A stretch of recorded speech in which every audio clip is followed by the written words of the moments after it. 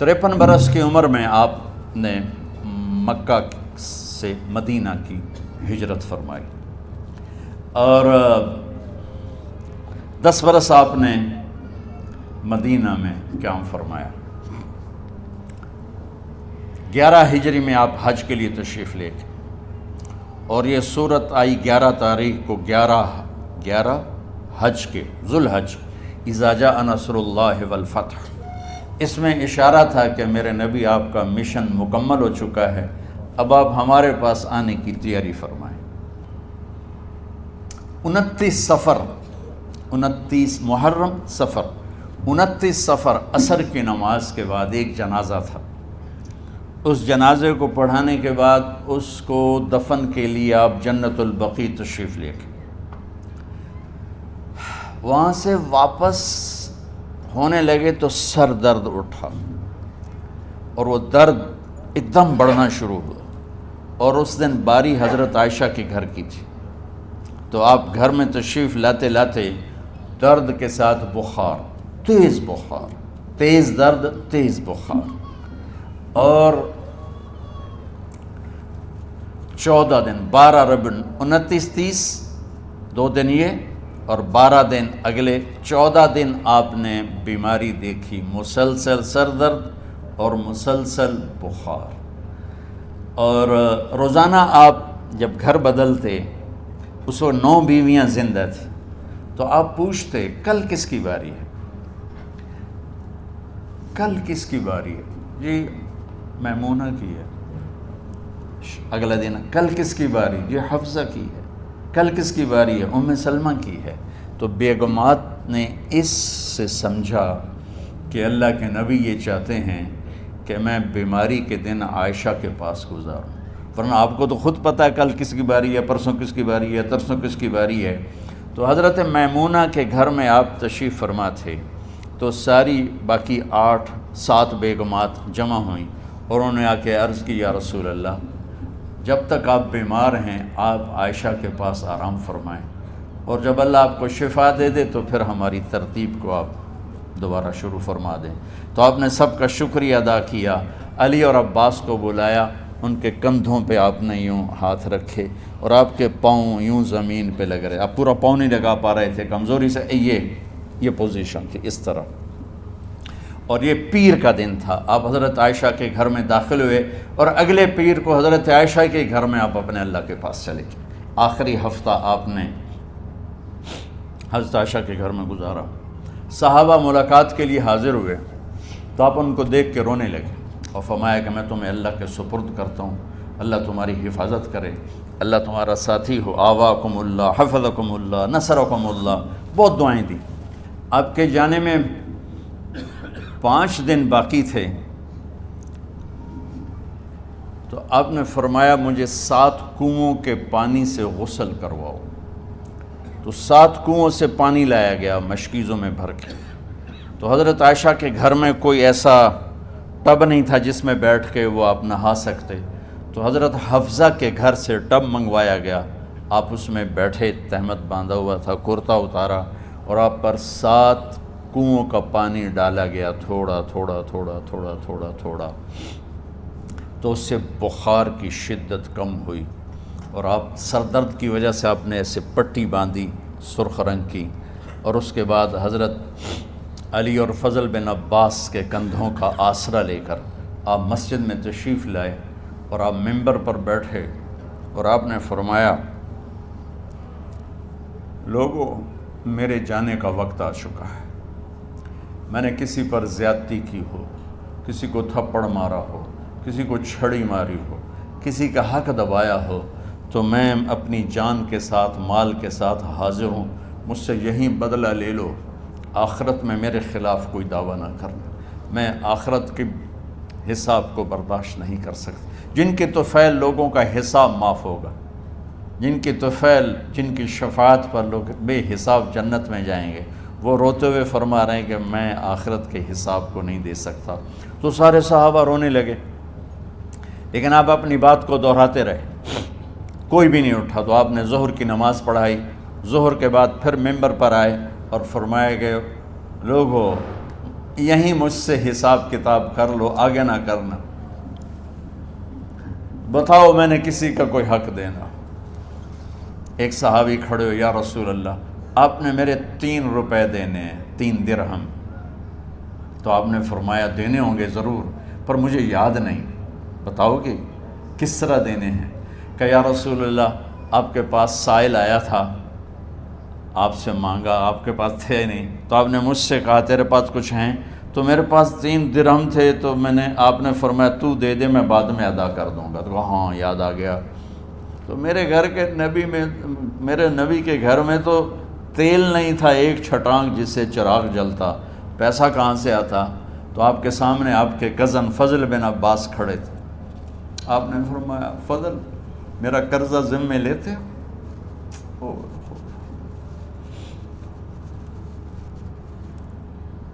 جن کے لیے کائنات سجائی گئی، جنت کی چابیاں جن کو پکڑائی گئیں، جاتے ہوئے 3 روپے دینے کی ہمت نہیں تھی۔ کہا فضل میرا قرضہ ذمے لیتے ہو؟ کہا جی یا رسول میں اپنے ذمے لیتا ہوں۔ کہا اس سے لے لینا۔ آپ گھر تشریف لے گئے،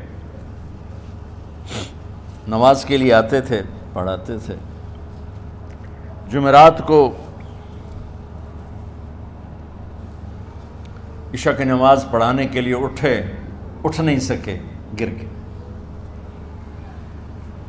پھر اٹھنے لگے، اٹھ نہیں سکے، گر گئے، پھر اٹھنے لگے، اٹھ نہیں سکے۔ تو آپ نے فرمایا ابو بکر سے کہو نماز پڑھائے، عشاء کی نماز۔ ابو بکر ذرا پیچھے کھڑے تھے، عمر آگے کھڑے تھے، تو لوگوں نے کہا نماز ہی پڑھاونی ہے، کوئی پڑھا دے وے، تو انہوں نے حضرت عمر کو آگے کیا، انہوں نے کہا اللہ اکبر۔ جب حضرت عمر کی تکبیر سنی تو آپ نے اندر سے زور سے فرمایا عمر کو پیچھے کرو، ابو بکر کو آگے کرو، میرے رب کا فرمان ہے میرے مصلی پر ابو بکر کے سوا اور کوئی کھڑا نہیں ہو سکتا۔ جمعرات کی عشاء، جمعہ ہفتہ اتوار کی 15 نمازیں، اور پیر کی فجر کی 16 اور جمعرات والی 17 نمازیں ابو بکر نے پڑھائیں میرے نبی کی موجودگی میں۔ ہفتے کے دن ظہر یا عصر میں آپ علی و فضل بن عباس کے کندھوں پر ہاتھ رکھ کے مسجد میں داخل ہوئے اور ابو بکر نماز پڑھا رہے تھے۔ ادھر محسوس ہوا کہ اللہ کے نبی آ رہے ہیں، تو ابو بکر نے یوں پیچھے ہٹنا شروع کیا ایسے تاکہ مصلی سے ہٹ جائیں، تو آپ نے ایسے ہاتھ کا اشارہ فرمایا کہ کھڑے رہو، ہٹو نہیں، کھڑے رہو۔ تو وہ پھر آگے مصلی پر آ گئے، تو آپ تشریف لائے اور الٹے ہاتھ ابو بکر کے ساتھ بیٹھ کر آپ نے ظہر یا عصر کی 4 رکعت نماز ابو بکر کی امامت میں ادا فرمائی۔ یہ آپ کی آخری نماز تھی مسجد کے اندر امت کے ساتھ، اور تشریف لے کے جمعہ کا دن تھا، جبریل آئے، یا رسول اللہ مجھے اللہ نے بھیجا ہے کہ جاؤ میرے محبوب کا حال پوچھ کے آؤ۔ اللہ اکبر۔ تو اب درد اور بخار دونوں چیزیں تھیں، سر کا درد بھی ہیوی ویٹ تھا اور بخار بھی، تپش۔ تو آپ نے کہا جبریل تکلیف ہے، تکلیف میں۔ ہفتے کا دن پھر جبریل آئے، یا رسول اللہ مجھے اللہ نے بھیجا ہے کہ جاؤ میرے محبوب کا حال پوچھ کے آؤ۔ پھر آپ نے فرمایا تکلیف میں۔ اتوار کو پھر جبریل آئے، یا رسول اللہ نے بھیجا ہے کہ جاؤ میرے محبوب کا حال پوچھ کے آؤ۔ 12 ربیع الاول آ گئی، 632 عیسوی اور 11 ہجری، آپ کی طبیعت میں بشاشت آئی۔ تو صحابہ نماز پڑھ رہے تھے، آپ نے دروازہ کھول کے سب کو یوں دیکھا، تو حضرت انس فرماتے ہیں ہم سب نماز میں تھے، لیکن جب دروازہ کھلنے کی آواز آئی اور اللہ کے نبی کا چہرہ، تو ہم سب نماز میں یوں ہو گئے، نماز کے اندر ہی سارے اللہ کے نبی کو دیکھنا شروع کر دی، بھول ہی گئے کہ نماز پڑھ رہے ہیں، ایسے گم ہو گئے آپ میں۔ تو آپ نے جلدی سے دروازہ بند فرما دیا۔ یہ آپ کی آخری زیارت تھی اپنی امت کے لیے۔ اس کے بعد آپ اپنے اللہ کی طرف کا سفر شروع کیا۔ تو اشراق کے بعد آپ نے اپنی بیگمات کو بلایا، ان کو بتایا نہیں کہ میں آج جا رہا ہوں، سب سے ملے، سب کو الوداع کیا اور انہیں بھیجا۔ اس کے بعد آپ نے حضرت فاطمہ کو بلایا، جنت کی عورتوں کی سردار، سب سے زیادہ محبوب بیٹی، سب سے زیادہ جگر کا ٹکڑا، دل کا ٹکڑا کا، جس نے فاطمہ کو دکھ دیا مجھے دکھ دیا، جس نے اسے سکھ دیا مجھے سکھ دیا۔ ہاں، ان کو قریب کا، بیٹی قریب ہو، تو ان کے کان میں کہا میں جا رہا۔ وہ رونے لگی، تو ہم نے کہا رو نہیں، چند دنوں کے بعد تیری میری ملاقات ہو جائے گی سب سے پہلے۔ تو 6 ماہ بعد حضرت فاطمہ کا بھی 24 سال کی عمر میں یا 25 سال کی عمر میں انتقال ہو گیا۔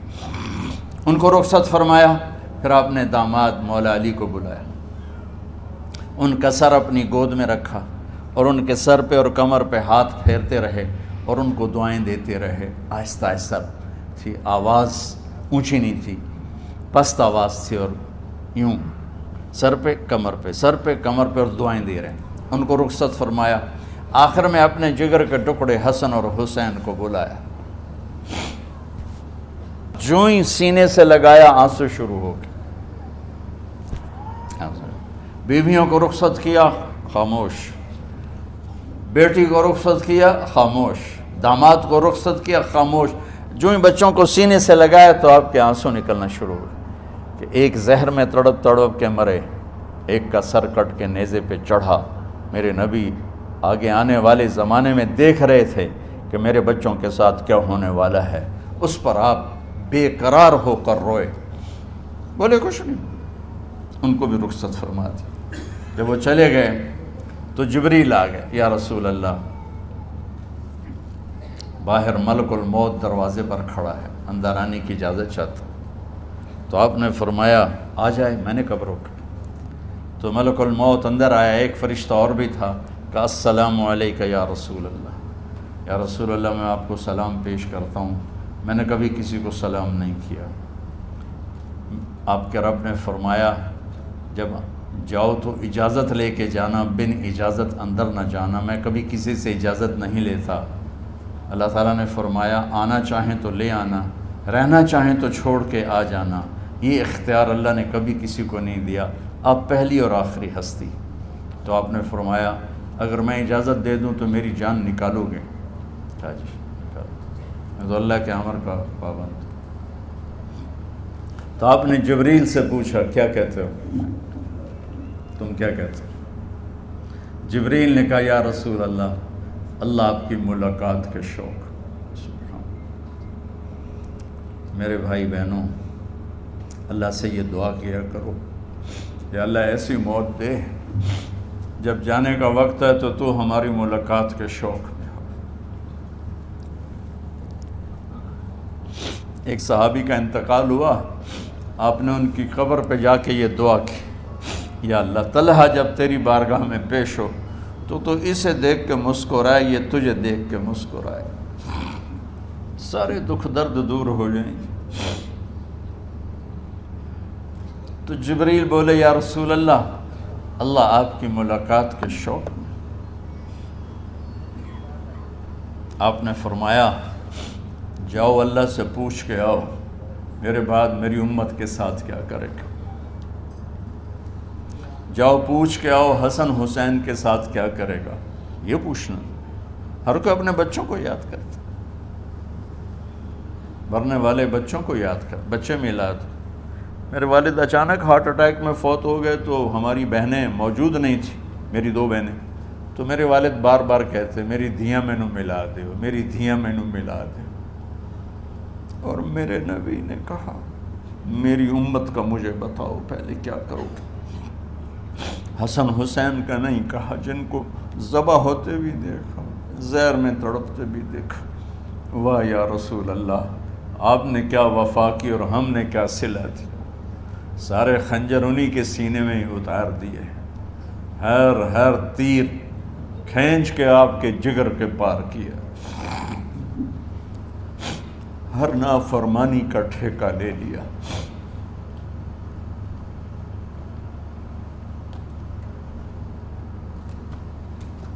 کہ آؤ پوچھ کے آؤ میرے بعد میری امت کا کیا کرے گا.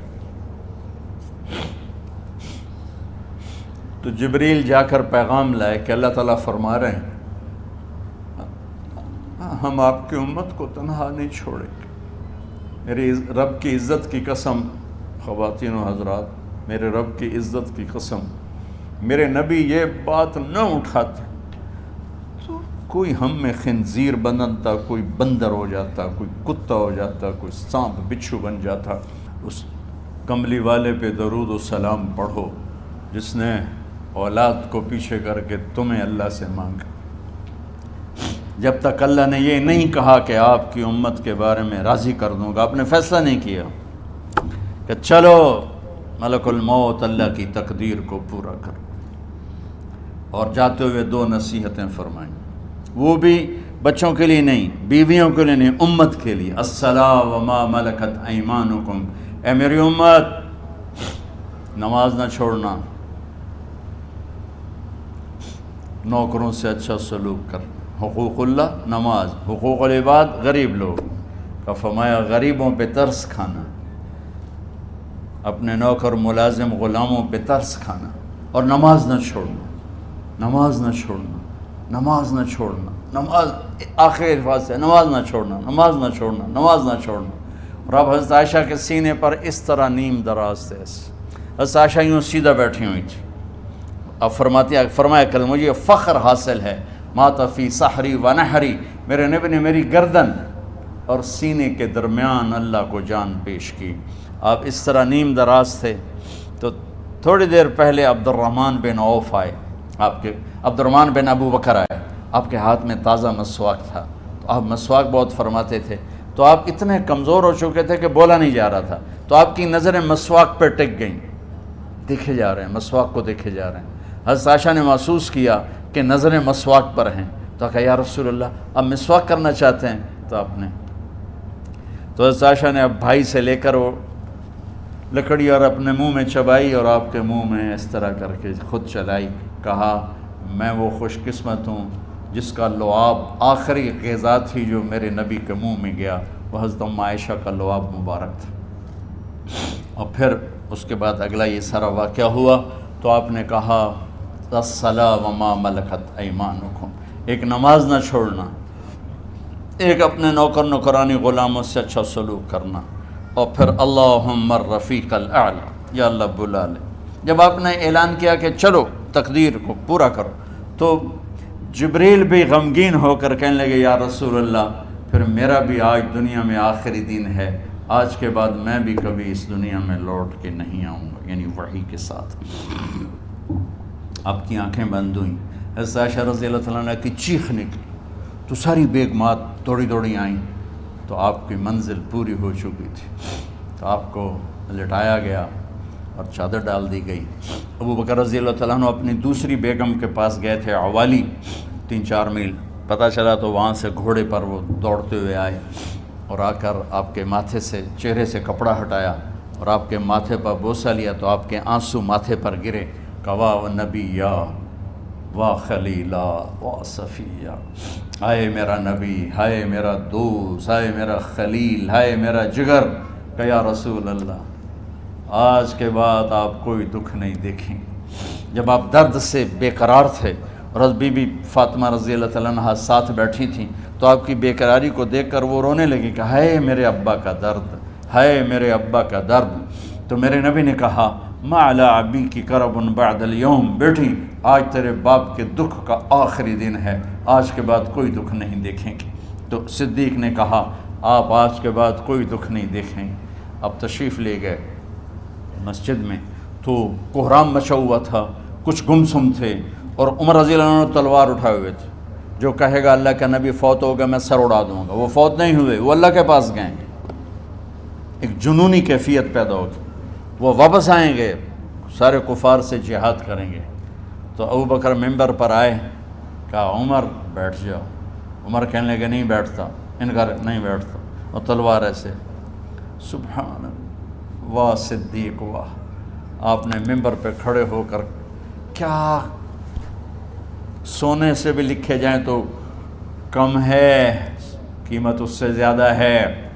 میرے صدیق نے کہا لوگو من کان یعبد محمدا فإن محمدا قد مات، جو محمد کی پوجا کرتے تھے تو آج محمد کو اللہ نے موت دی تھی۔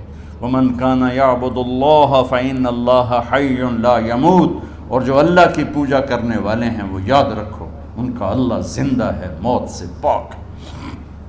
پھر آپ نے انک میت وانہم میتون، میرے محبوب آپ کو بھی موت آئے گی اور ان سب کو موت آئے گی۔ حضرت عمر فرماتے ہیں جب میں نے یہ آیت سنی تو میں یوں نہیں گرا، ایسے گرا سیدھا، ٹانگوں سے جان نکل گئی تو یوں گرے ایسے یوں، اور کہنے لگے مجھے یقین ہو گیا کہ موت آ گئی اور اللہ کے نبی ہمیں چھوڑ کے چلے گئے۔ غسل کون دے، کیسے دے؟ اہل بیت نے غسل دینا تھا۔ آپ کے کپڑے اتار کے غسل دیا جائے یا جو آپ نے کپڑے پہنے ہیں اسی میں غسل دیا جائے تو پریشان ہے، کیا کیا جائے؟ سب پہ اونگ طاری ہو گئی، ایک دم سب کو نیند آئی اور غیب سے آواز آئی کہ ہمارے نبی کو کپڑوں سمیت غسل دیا جائے۔ آپ کے بدن مبارک سے کپڑا نہیں اتارا، کوئی اتارے نہیں، تو اس آواز پر سارے بیدار ہوئے۔ تو حضرت عباس، فضل بن عباس، شقران آپ کے غلام، اور اسامہ بن زید اور علی بن ابی طالب آپ کو غسل دینے والے تھے۔ حضرت علی آپ پر پانی ڈال رہے تھے اور فضل بن عباس جسم کو مل رہے تھے، اور حضرت علی ساتھ ساتھ روتے ہوئے یا رسول اللہ آپ نے ہی ہمیں صبر کا حکم دیا، اگر آپ ہمیں صبر کا نہ کہتے تو آج ہم دنیا کو رو کے دکھاتے، اور آج ہم دنیا کو اپنا غم دکھاتے کہ کس طرح غم کیا جاتا ہے۔ اور یا رسول اللہ آپ کے جانے پر وہ نقصان ہے جو قیامت تک نہ پہلے ہوا نہ بعد میں ہوگا کہ آپ کے بعد نبوت کا دروازہ بند ہو گیا۔ اس طرح پانی بھی ڈال رہے تھے اور روتے بھی جا رہے تھے، اور فضل بن عباس وہ آپ کے پہلو بدل کر ہاتھ مل رہے تھے، ہاتھوں سے مل رہے تھے۔ قبر کے کھودنے کا وقت آیا تو وہ لحد ہوتی ہے، کھڈا کھود کے پھر سائیڈ میں کھڈا کھودا جاتا ہے، اور ایک ہوتا ہے اسٹریٹ جیسے ہمارے ہاں ڈال کے اوپر وہ سلیب ڈال دیتے ہیں، تو کیسے بنائی جائے؟ تو ابو طلحہ رضی اللہ تعالیٰ عنہ قبر بناتے تھے وہ والی لحد والی، تو فرمایا جو پہلے آ جائے گا نا وہی قبر تیار کر لے۔ تو ابو طلحہ پہلے آ گئے تو لحد والی قبر تیار کی گئی، اور آپ کے کفن دینے کے بعد وہی وہ سب چلے گئے۔ اس کے بعد باری باری اہل بیت، ان کی خواتین، ان کے بچے، پھر مہاجرین، ان کے خواتین، ان کے بچے، ان کے نوکر، پھر انصار، ان کی خواتین، ان کے بچے، ان کے نوکر۔ تو پیر اور منگل یہ 2 دن سارے گزر گئے، اور منگل کو عشاء کے بعد جا کر یعنی بدھ کی رات آپ کی تدفین کا وقت آیا۔ تو جب آپ کو قبر میں اتار دیا گیا تو مغیرہ بن شعبہ رضی اللہ عنہ کھڑے تھے، انہوں نے اپنی انگوٹھی اتار کے اندر پھینک دی لحد۔ تو پھر کہنے لگے علی یہ میری انگوٹھی نیچے گر گئی ہے، اٹھا لوں۔ ایک بہانہ کیا نبی کو بوسہ لینے کا، انگوٹھی پھینک کر فرمانے لگے علی وہ میری انگوٹھی گر گئی ہے، اٹھا لوں۔ سب دیکھ رہے تھے کہ پڑی ہو کہاں، اٹھا لو۔ تو انگوٹھی کیا اٹھانی تھی، نیچے جا کر اللہ کے نبی کو لپٹ کے اور دھاڑ دھاڑ رونا شروع کیا، سب صحابہ کی چیخیں نکال دی۔ انگوٹھی تو ایک بہانہ ہی تھا، آخری شخص جس کا جسم نبی کے جسم سے ٹچ ہوا وہ مغیرہ بن شعبہ ہیں۔ تو پھر سب نے شور مچایا کہ باہر نکالو، باہر نکالو، باہر نکلو۔ باہر نکلے تو اینٹیں لگائی گئیں، پھر مٹی ڈالی گئی۔ تو جب واپسی ہوئی تو حضرت انس گزرے تو حضرت فاطمہ کھڑی تھیں، طابت نفوسکم ان حسیتم علی رسول اللہ التراب۔ انس کس جگر کے ساتھ تم نے نبی کو مٹی میں چھپا دیا، کس جگر کے ساتھ تم نے نبی کو مٹی میں چھپا دیا۔ اللہ سے ملا دے۔ قبر دیکھنے کو خوفناک ہے، اگر اللہ راضی ہے، جب کبھی قبر سے ڈر لگتا ہے، بہت ہی لگتا ہے، تو خیال آتا ہے اگر اللہ راضی ہے پھر تو مسئلہ ہی کوئی نہیں ہے، چونکہ اللہ نے اپنے محبوب کو بھی قبر میں اتارا۔ یہ نہیں کہا کہ ایک خوبصورت بیڈ روم بنا کے اس میں لٹا دو، کہا قبر میں اتارو۔ اگر اللہ راضی ہے تو مرنے والی ہو یا مرنے والا ہو تو مزے ہی مزے ہیں۔ یہ سارے دعا کرو کہ جب ہم دنیا سے جا رہے ہوں اللہ ہم پہ خوش ہو، اللہ ہم سے راضی